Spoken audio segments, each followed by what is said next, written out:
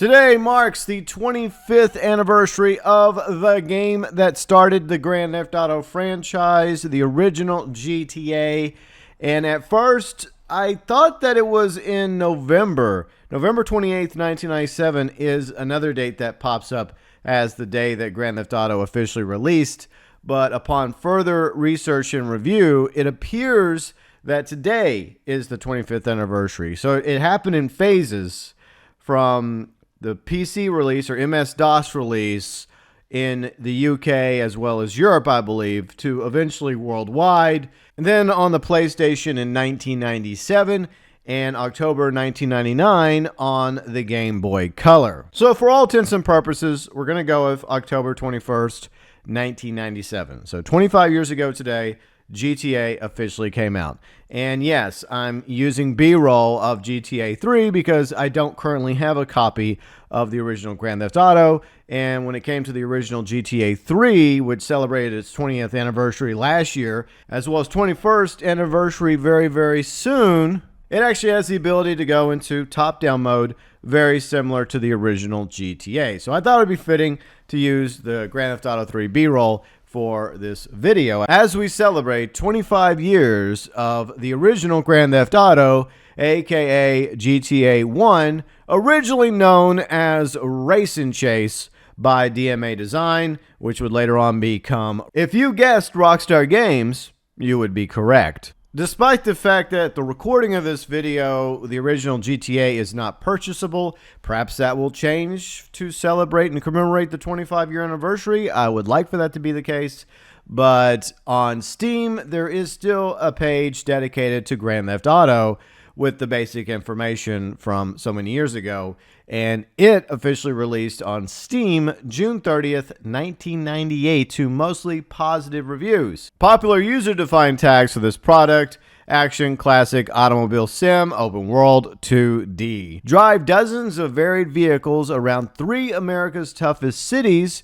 Only the best will be able to tame the fastest cars. Only the smartest will know all the shortcuts and whereabouts of the hottest wheels. Only the toughest will be able to take on the world and finish the job like a professional. And look at the system requirements for the original GTA. DOS 6.0, Windows 95 or 98, 75 megahertz Pentium or equivalent, 16 megs of RAM, 80 megs of hard drive space, 1 meg VESA compatible SVGA graphics card. Oh, and a sound card. That's some ancient technology right there compared to today's computers. Now, the reason why the original GTA has significance for me personally is I've been a fan of the franchise since the very beginning. Several of you came in with GTA 3, Vice City, San Andreas, or GTA 4, or GTA 5, and Online. I've been a fan since the first game. Now, obviously, I don't live in the UK, so I didn't play the game when it first came out on MS-DOS on October 21st, 1997. But later on, when it arrived on PlayStation, one of my friends purchased it for their PlayStation. And throughout 1998 and 1999, when I was a teenager, yes, I am old, we used to meet up at one of my friends' houses on Friday or Saturday night, usually on Friday nights when everyone else was out partying and drinking and doing other things. We would be playing several games on my friend's original PlayStation, including the original Gran Turismo and GTA. Some of you are probably saying to yourself, GB, we've heard this story from you before, but I think for the purposes of this video, I want to bring it up again. So we would hang out on Friday nights on the weekend and take turns playing GTA. We would see how far we could go mission-wise, destruction-wise, before we were ultimately killed by the cops or other NPCs or ran over. And then once we were dead, we would pass the controller over to a friend, and they would have a turn at seeing how long they could last playing GTA before they were killed. It made for good fun as well as good laughs. As much as I enjoyed playing the original GTA at the time, I could not afford a original PlayStation because it was still, a fully priced console. But I am grateful for those memories of spending times with friends back in my teens, just hanging out, just talking about random nonsense, movies, TV shows, girls, drama in high school. A couple years later, I would pick up GTA 2 on my PC, and then in 2001, I would get GTA 3. So I've been a fan of the Grand Theft Auto franchise since the very first game.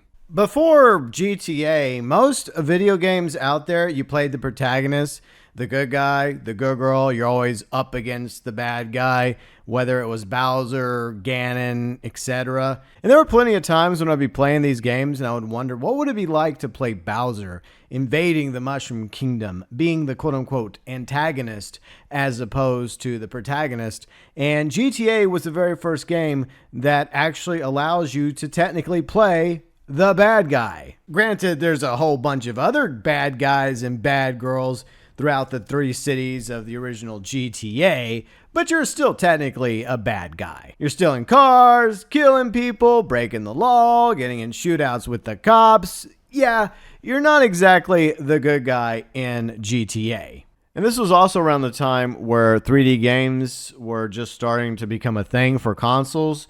For example, the N64 with Zelda Ocarina of Time, Super Mario Brothers. And one thing I could envision when playing the original GTA back then was the possibility, if this franchise did well enough, where we might eventually see a 3D version of GTA, because we already had Super Mario 64, Zelda Ocarina of Time, other early 3D open world-esque games.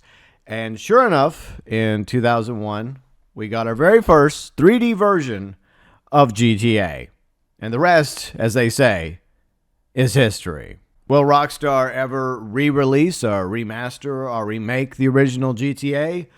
Only time will tell. But at the very least, it would be nice if they re-released it and maybe updated the controllers to where we could use it with the current controllers of today, like the PS5 controller, Xbox Series controllers, also PS4, Xbox One controllers, because this game originally ran on the OG PlayStation with the controller that was prior to the DualShock controllers. So theoretically, if they re-released the original GTA with some upgrades, some tweaks, some improvements, it could easily be ran on most modern computers and laptops, as well as current gen, last gen, even prior gen, PlayStation 3, Xbox 360, though I doubt Rockstar would make it available on those consoles. But at the very least, it'd be amazing if they did put GTA 1 out again on last gen, like PS4, Xbox One, as well as Nintendo Switch, PS5, Xbox Series, and PC. And I'm pretty sure they could put the re-release of GTA 1 on smartphones. They're powerful enough to run this game quite easily. Plus, Take-Two does have Zynga now. Another game for them to put up on app stores all across the board, from last gen, current gen, PC, Switch, and yes, even via smartphones. To celebrate the 25th anniversary of Grand Theft Auto, aka Race and Chase, the game that started it all for the Grand Theft Auto franchise. And for the record, if Rockstar was to release GTA, I would absolutely play it again. Did you play the original GTA? If so, what are some of your experiences and memories from playing the original Grand Theft Auto? As always, welcome below in the comments section.